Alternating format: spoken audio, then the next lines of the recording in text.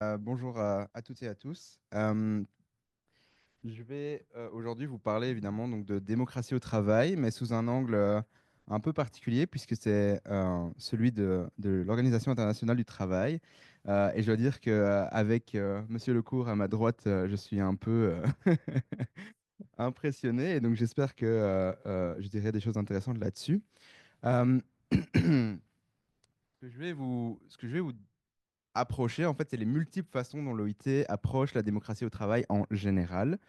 Il faut savoir qu'initialement, la manière dont on conçoit la démocratie au travail à l'OIT, c'est sous l'angle de l'approche industrial democracy, démocratie industrielle, assez classique, avec évidemment les trois droits fondamentaux qu'on connaît bien, la liberté d'association, la négociation collective et le droit de grève. Donc, je ne vais pas aller dans le détail parce que c'est quelque chose qui est assez connu, mais peut-être ramener sur certains points qui me semblent intéressants dans une perspective plus large de démocratie au travail. Donc sur la liberté d'association, on nous dit qu'évidemment c'est une convention de droits humains fondamentale et qu'elle assure notamment le droit de grève, en tout cas au niveau de l'OIT, de manière associative. Au niveau de la négociation collective, c'est vraiment un droit fondamental qu'on retrouve dans la Constitution de l'OIT, dans la Déclaration de l'OIT de 1998.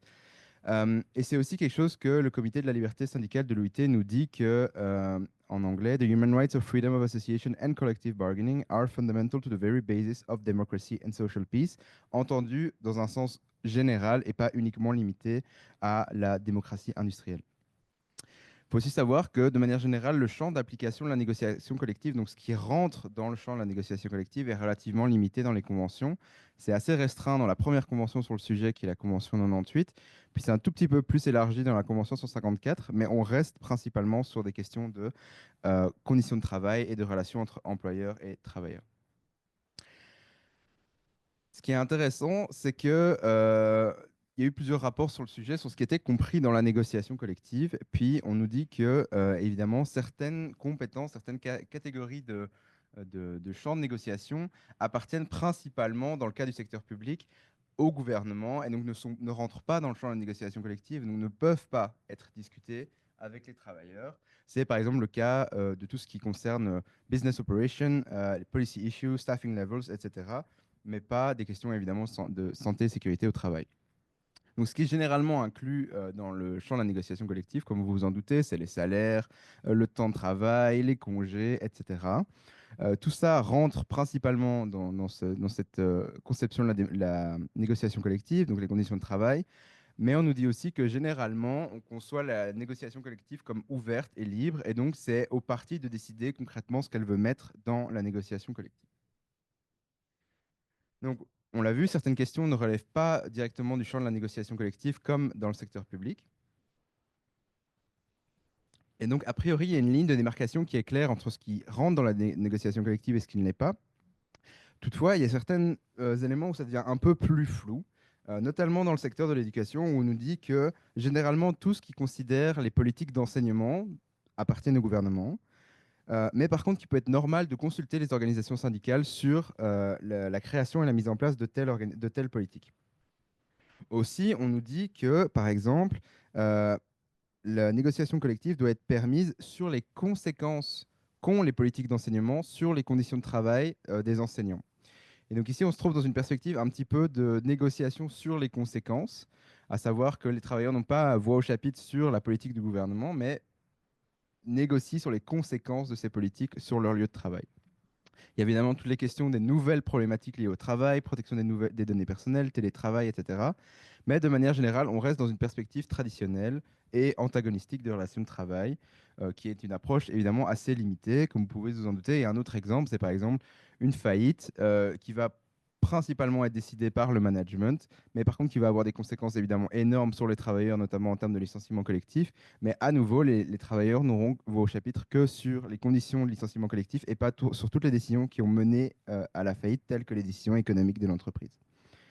Puis, brièvement, le droit de grève, qui est, donc, comme je l'ai dit, corollaire à la Convention 87, qu'on peut voir comme une praxis du droit des travailleurs à la liberté d'expression, et qui est évidemment un sujet très chaud à l'OIT en ce moment, avec la demande d'avis consultatif de la Cour internationale de justice sur l'interprétation à donner au droit de grève dans la Convention 87. Et donc, il y a un peu la survie de cette interprétation du droit de grève à l'OIT qui se joue ici. Ok, bon, ça c'était un petit peu le rappel des grands thèmes. Maintenant, on peut se demander, est-ce que l'OIT a considéré d'autres formes de participation des travailleurs au-delà de la négociation collective et du droit de grève et de la liberté d'association? Alors, sur ce sujet, je vais vous parler principalement d'un rapport, enfin de deux rapports, qui sont pour moi symptomatiques. On est dans les années 60, donc 66-67, comme vous le verrez, à un moment où il y a un regain d'intérêt pour ces questions de démocratie au travail, qui va culminer dans les années 70, puis peu à peu redescendre après. Et on a eu une résolution de la Conférence internationale du travail qui s'appelle la résolution sur la participation des travailleurs dans l'entreprise, qui a été adoptée en 66 par la Convention internationale du travail, et qui demande que des études soient faites sur ce thème et que potentiellement le thème soit inscrit à l'agenda de la Convention internationale du travail pour potentiellement créer un instrument international sur le sujet. De là va être créé un technical meeting, donc une réunion d'experts qui va être tenue en 67 sur le sujet, dont le but est de faire état des systèmes de participation des travailleurs et d'évaluer la possibilité d'une action de l'OIT précisément sur cette question. Il en découle un rapport préparatoire du BIT et un rapport du groupe d'experts de la Réunion, composé de 20 experts, 8 du côté employeur, 8 travailleurs, 4 universitaires ou fonctionnaires, et dont le président était, roulement de tambour, Monsieur Otto Kahn-Freud. Euh, donc évidemment que vous connaissez peut-être, mais qui est quand même une figure très très influente dans le droit du travail, qui a aussi participé à la question sur cette question de la participation des travailleurs au sein de la commission Donovan au Royaume-Uni, et donc une figure très très importante sur ce sujet. Ok, je vais vous parler brièvement des deux rapports qui font un peu plus de 150 pages, donc je vais essayer d'aller à l'essentiel, mais je pense qu'il y a vraiment quelque chose ici qui est crucial.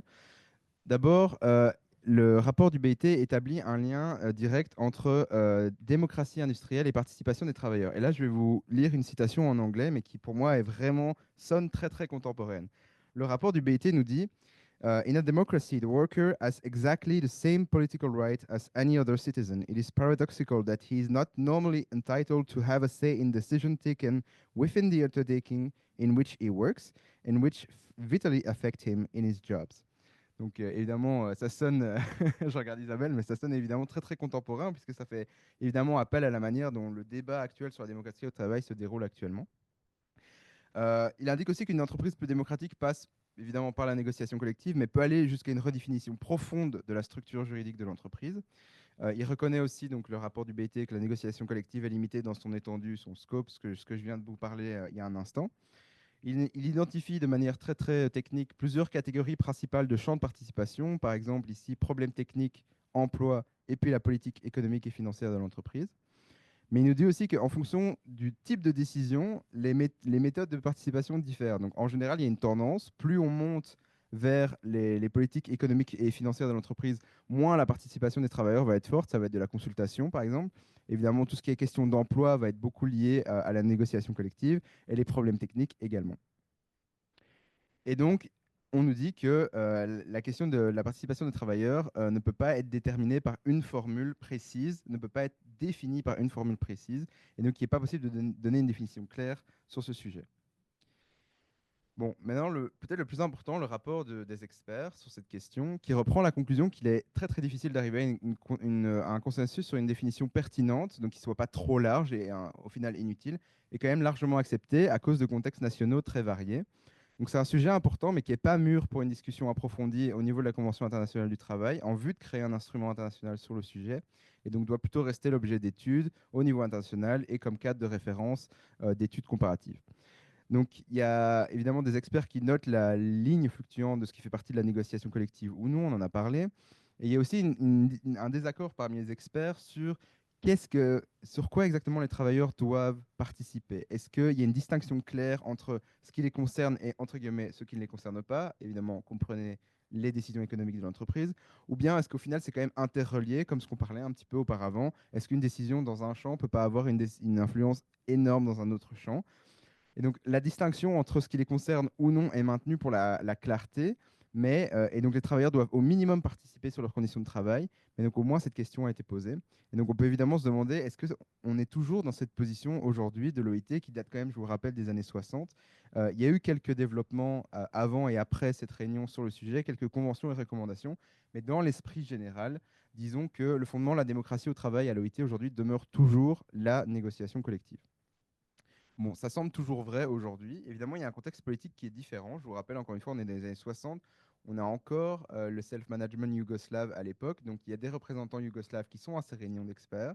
Évidemment, depuis la chute des économies planifiées yougoslaves, le contexte a changé. Et donc, on pourrait se demander, mais est-ce que si une réunion aujourd'hui de ce type avait lieu, est-ce qu'on arriverait au même consensus?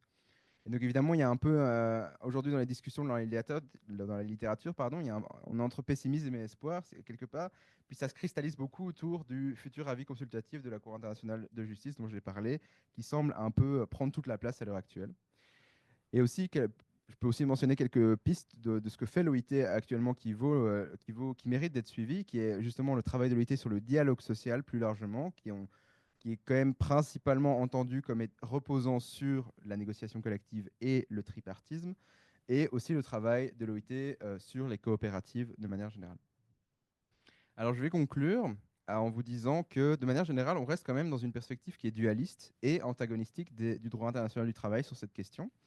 Le droit international est aussi marqué par la séparation toujours privée et publique. Donc, on a des conventions sur les droits de vote des citoyens dans la sphère publique, le fait qu'ils aient le droit de participer aux élections, mais ça reste marqué par cette distinction. Ça ne s'applique pas au secteur dit privé, donc aux entreprises. Et donc, évidemment, on peut se poser la question de manière plus prospective, vers quoi est-ce qu'on irait si on devait changer l'approche de l'OIT sur cette question? Et donc, pour Alain Suppiot qui a réfléchi, l'OIT possède les fondements pour permettre un tel changement qui, évidemment, se fonde sur la déclaration de Philadelphie, qui pourrait permettre normativement d'aller vers ce changement. Donc, il y a évidemment des réformes qui seraient nécessaires. On parle évidemment d'élargir le champ d'application du dialogue social, un petit peu ce qu'on a parlé, et puis promouvoir la liberté d'expression des travailleurs, donc ce qui fait lien directement avec la présentation précédente.